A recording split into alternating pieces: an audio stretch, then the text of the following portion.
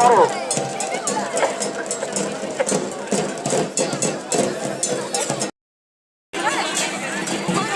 সমস্ত ভক্তমণ্ডলী, আমরা আমাদের কমিটির পক্ষ থেকে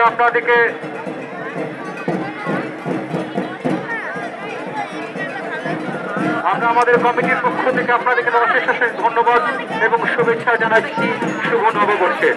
প্রতি বছরে নেই, এই বছরও ভান্ডারদহ কলোনিপাড়া যে মহাসাড়ম্বরের সঙ্গে এই চড়ক অনুষ্ঠান শুরু করেছিল, এই বর্ষি চড়ক অনুষ্ঠান আর কিছুক্ষণের মধ্যে তার পরিচয় দেবেন।